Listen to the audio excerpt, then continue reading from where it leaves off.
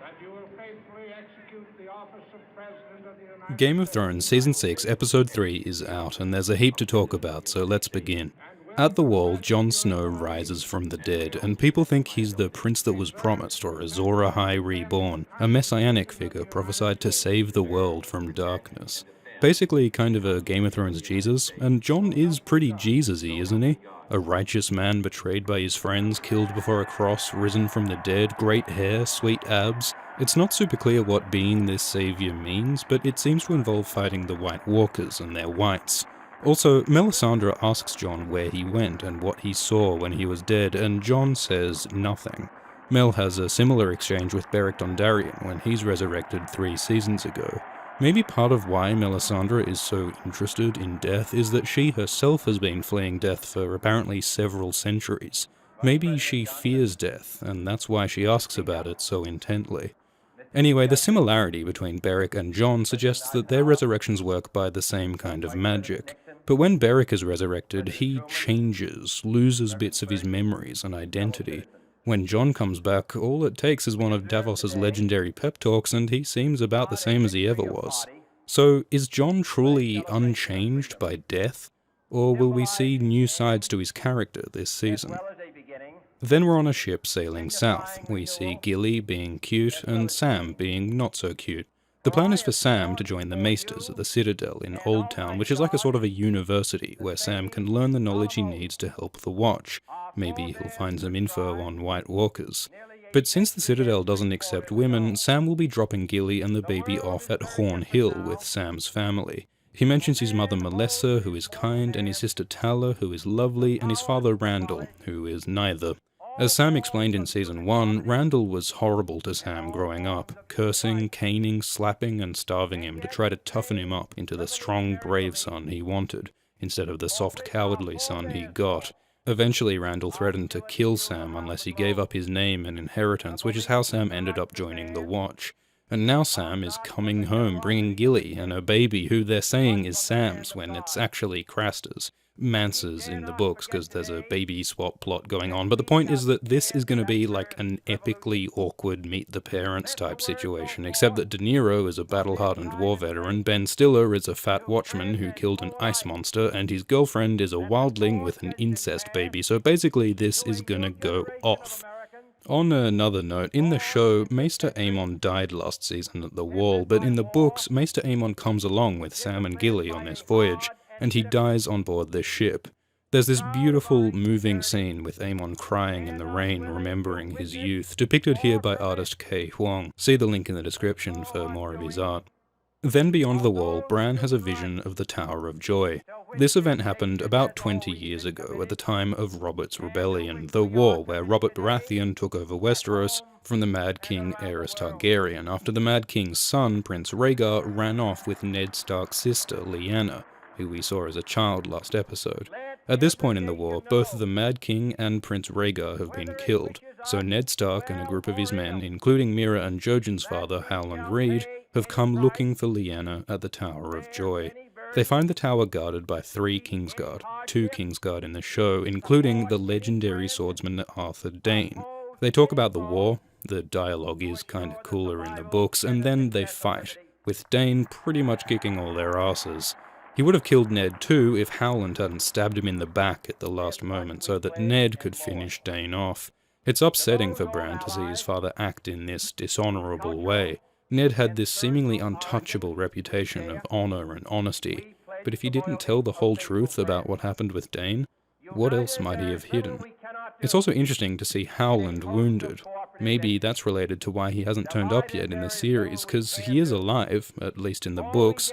He's the last living survivor of the Tower of Joy, and people keep saying how great he is, but we still haven't seen him. Maybe he was disabled by this wound somehow and has to stay at home?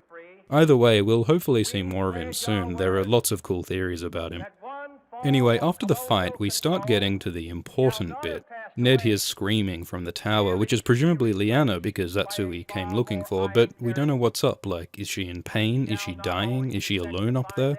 Just as we're about to find out, the Raven pulls Bran out of the vision. So it looks like we'll have to wait a couple more episodes to see what happened in the tower, but there is a huge old theory about this.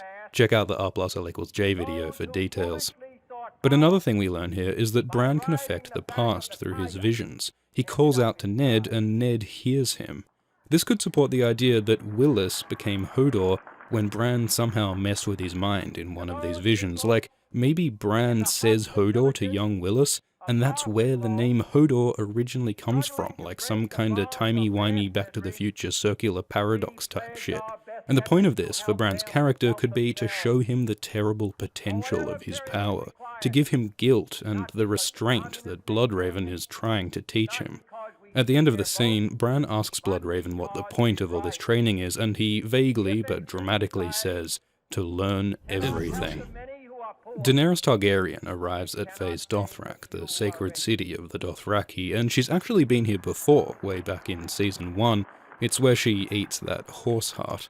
She meets the Dosh Khaleen, the widows of dead Khals, who strip her and demean her and tell her that she may or may not be made to join their happy little retirement village, depending on the results of a big meeting of all the Dothraki Khalasars together. That might sound bad for Dany, but having all the Dothraki in one place with Dany's dragon on the way might actually be an opportunity to take control of a massive Dothraki army. This will probably involve some Dothraki getting barbecued, and this Dosh Khaleen woman is probably first on Dany's list. In Meereen, Varys questions Vala, the woman we saw working with the Sons of the Harpy last season. Varys seems to play nice, offering silver and passage to Pentos in return for information on the Harpy. He says he doesn't torture and wouldn't hurt a child, but is this really how Varys operates? We know he lies, manipulates, and kills. Will he really keep his promises to Vala, or will he dispose of her once he has what he wants? There's a lot of moral complexity to Varys, at least in the books. Hopefully the show will reflect some of that.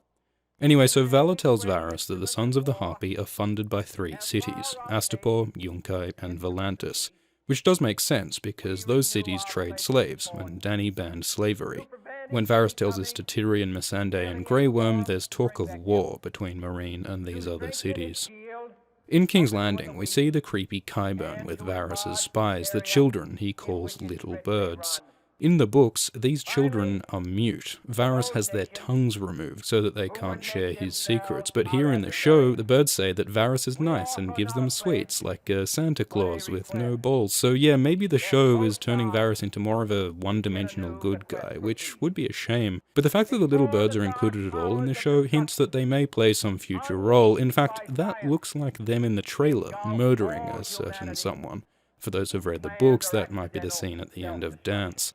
Then Cersei rolls in with her entourage of the one-handed Kingslayer and the zombie mountain. She talks about wanting to kill people, and she mentions her plans to demand a trial by combat against the Faith, and that Robert Strong, aka the Mountain, aka Gregor Clegane, will fight for her.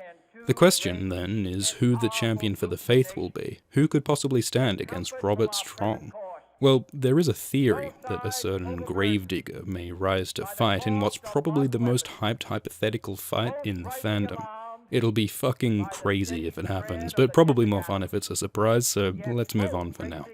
Cersei and Jaime try to join the small council, but Olenna Tyrell, the Queen of Sick Burns, talks smack about Cersei's incest. Mace Tyrell dithers, Pycelle farts, and Kevin leads the council out of the room.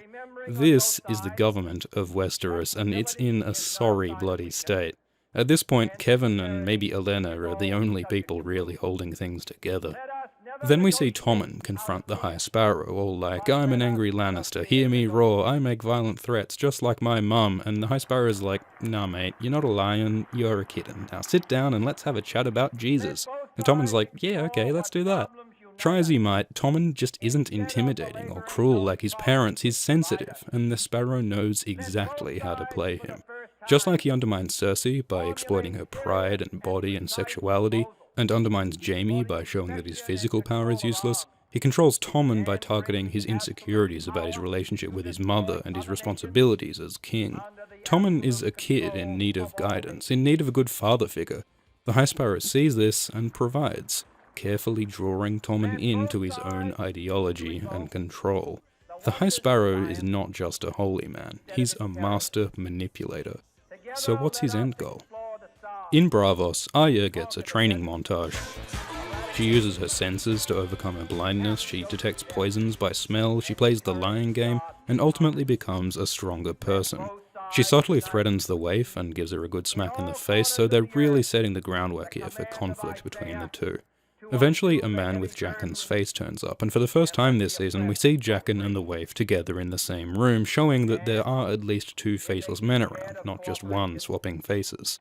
In the books, there seem to be at least 9 of them in total. Maybe that's true in the show as well. Anyway, in the end, Arya gets her sight back. The blind part of her training is over, and she's ready to go kick ass. Whose ass, we don't yet know. Then Lord Smalljohn Umber turns up at Winterfell. He's there to join up with Ramsay, but he doesn't kneel, doesn't swear oaths, he calls Ramsay's dad a cunt and sees right through Ramsay's lies, so right away, Ramsay's rightly suspicious of this guy. Why should he trust him? Umber gives Ramsay a gift, Rickon, the youngest Stark brother who everyone forgot about, and Osha, the wildling who protected him after they split from Bran. Since everyone thinks Bran is dead, Rickon is the last known surviving male Stark, making him the rightful Lord of Winterfell, and a very valuable captive for Ramsay, especially after losing Sansa. To show that the kid really is Rickon, Umber presents the head of Shaggy Dog, Rickon's direwolf, which is